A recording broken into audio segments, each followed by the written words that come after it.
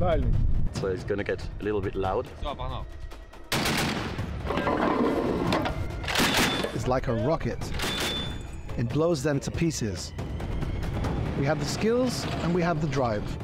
All we need is more weapons.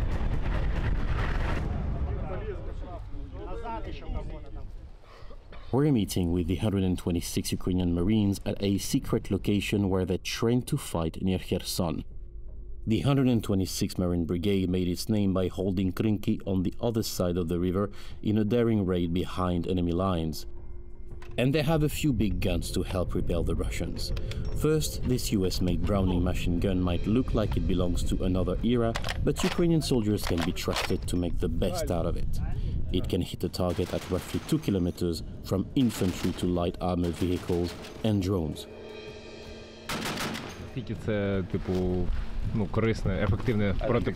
Very efficient. When they're trying to land or heading towards our positions, it blows them to pieces. A 19.7 caliber is like a rocket. It's super fast.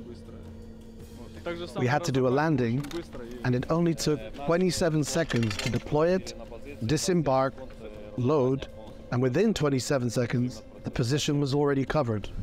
A few seconds can decide between life and death, especially when soldiers need to quickly land when they cross the river to raid Russian positions.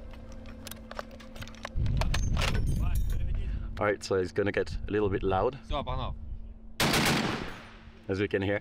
So we're on the training ground of the 26, and obviously we can't say mark, but they're currently using some Western equipments which are crucial for well, for the war effort and for Ukraine's defenses. Next, meet the Mark 19, a US-made grenade launcher that can throw a 40mm grenade up to 2 kilometers. First developed in the Vietnam War, the 3-man grenade launcher is a nightmare for Russian infantry, Kherson, one of the soldiers, tells us.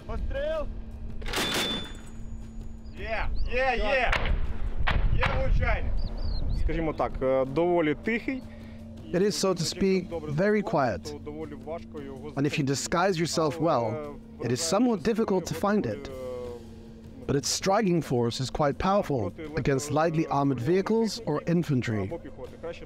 It's better against infantry because they're more vulnerable against these grenades.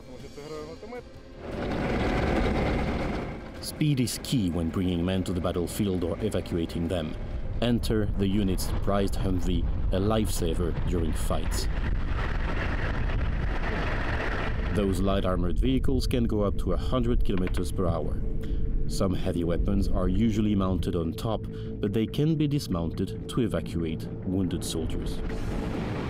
So they're fast, they're solid, they basically potentially can resist some mines.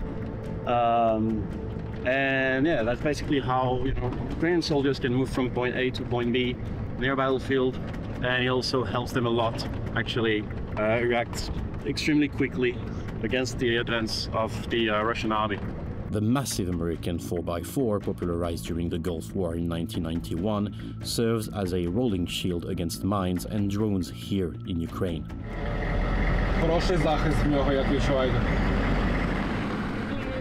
I think so, but I haven't checked yet. Well, the main thing is drones. They're the scariest. The brigade only has 2 so far, but they need more light vehicles to move fast and use the element of surprise against the Russians. Back to the base, time to meet the men. This is where the recruits are trained. For that, the unit can count on Samurai, a battle-hardened commander who climbed the ranks from a simple soldier. Samurai led some units in Krinky, a village now razed to the ground by the Russians on the other side of the Dnipro River.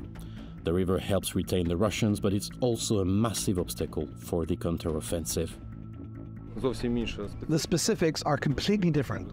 Everyone knows that the logistics are very difficult, so such operations must be thoroughly thought through with a cool head. Because we understand that when you lose a lot of personnel during a landing, crossing the Dnipro River may not be possible. It's clear that we've lost a lot of good men, but their sacrifice wasn't for nothing. The gains made on other fronts have given our forces a stronger edge. The situation is tough, he admits, even in this part of the front line that seems relatively stable. The Russians managed to build up efficient logistical capabilities, and the other side of the river still swarms with Wagner and Pinel battalions. We are fighting a more powerful enemy, everyone knows this, and they have 10 times more weapons, equipment, and people than we have. We can do anything. We have the skills and we have the drive. All we need is more weapons. We'll learn as we go. We want to liberate our land, but we need the means to do it. With more of these quality weapons and ammunition, we will win no matter what.